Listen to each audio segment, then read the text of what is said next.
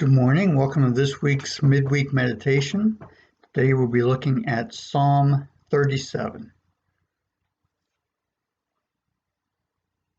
Verse 3 and 4 says, "Believe in the eternal and do what is good. Live in the land that God provides. Roam and rest in God's faithfulness.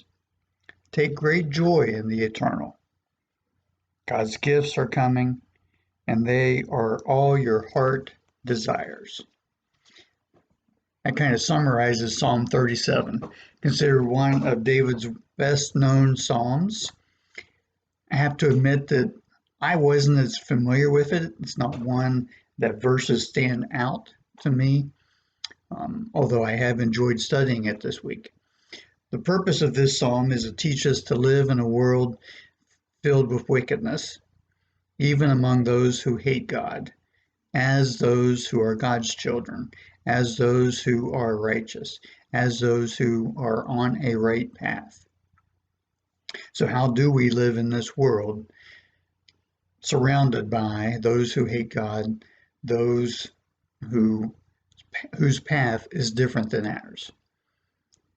Verse 25 tells us that David is in his older years, okay, as he writes this psalm, and so he's passing on wisdom that he has found in the pattern of a song, an acrostic song, using the letters of the Hebrew alphabet to put this psalm together. So it is a bit longer, but there's some important things in it.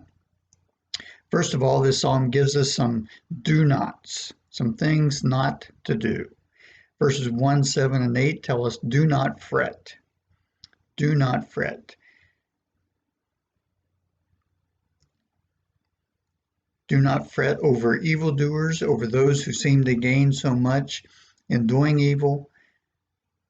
Why should we not fret? Because fretting leads to anger and evil and sin. In fact, the word translated as fret has the idea of glowing or warming or blazing up. Okay, when we get angry, our blood pressure rises, etc. It's used for the word anger itself. It's also used for zeal and jealousy. And sometimes when we fret, when we get anxious, when we get worried, we get worked up, and then we become very zealous and jealous, okay? And we respond with anger. So do not fret. Another do not is do not be angry and frustrated. Easier said than done, especially in today's circumstances, where everything seems to be, we have shorter fuses, let's put it that way. I hope I'm not the only one. Do not be angry and frustrated. Do not be envious of wrongdoers. Now, why would we be envious of wrongdoers? It may seem that those who don't honor our spiritual path or aren't on the same journey at the same place that we are in our journey of trying to be Christ-like and holy. Seems like so many are living life any way they want to and prospering, getting ahead, have more than we do. But all of this is only an illusion. Jesus didn't give us an easy path or an easy button. He told us to choose the harder road, the narrower path.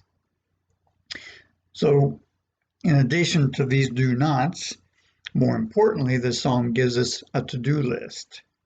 A to-do list for living our life amongst the world, in the midst of the world that we live in. Verse 3 says, trust in the Lord. Obviously, that's a good one. Confide in God, rest in God, find joy in God, find peace and hope in God. Entrusting ourselves to God's ways. Verse 3 also says to do good. So trust in the Lord and do good. Be engaged in some work that helps and benefits others. We can find something to do for someone else each and every day. Verse 4 tells us to delight ourselves in the Lord. And we'll say more about that in a few moments. But the definition I thought was interesting. Delighting yourself in the Lord. Be soft, pliable, luxurious, effeminate. Delight in the Lord. draw from the communion with God all that our inward intensity of joy that is capable of. We can all grow in that area. Verse 5 tells us to commit our ways to the Lord. All our cares, businesses, necessities commend to God by fervent prayer. Do we entrust everything to God? Do we take everything to God in prayer? And verse 7 tells us to be still before the Lord and wait patiently for God. Be silent, not murmuring, not complaining. How many of us murmur and complain to God? Be silently acquiescent and resigned. Big words. Be content to wait on God and God's time and God's path to reveal itself. That's not easy. In fact, none of these things are easy. So Psalm 37 could be a summer spiritual discipline for us, a habit and a practice to make. Do not do these things, but instead do these things. These first 7 verses of Psalm 37 are filled with admonitions about things to do while we are waiting on God. So while we're waiting on God, we can do good, delight, and find joy in God, trust in God, commit our ways to God, be still before God. What we don't do while we're waiting is fret, get angry and frustrated, and become envious of others. Pretty good rule for life, isn't it? So this may become a favorite psalm of mine, a psalm to live by each and every day. Maybe I'll make it part of my daily meditation. Starting in the morning, how to live my day. If I look at it in the evening, I can examine my day compared to these things. The psalm encourages us to trust God, to enjoy God, to be still before God, to be content in God, to commit our ways to God, to delight in God's ways, seeking God's wisdom and instruction for living in God's way. Most of all, it teaches us to be a person of integrity that others will want to watch and observe and seek to be like. Think about those who are examples to you of what it means to be Christ-like and holy, those who are an example of you of being a person of integrity. So what does it mean to delight in the Lord?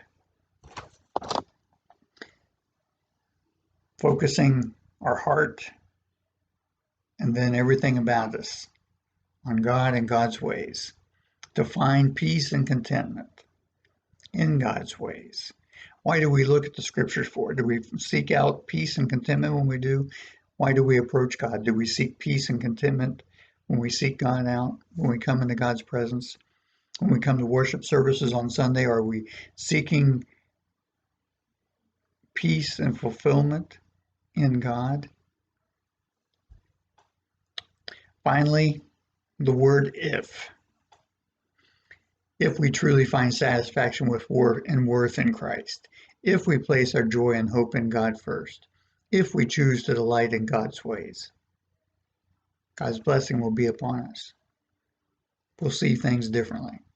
So find in Psalm 37, as you explore it today and throughout the rest of this week, find in it a source of strength and direction, not just for your life, but for each and every day, in the midst of each and any situation.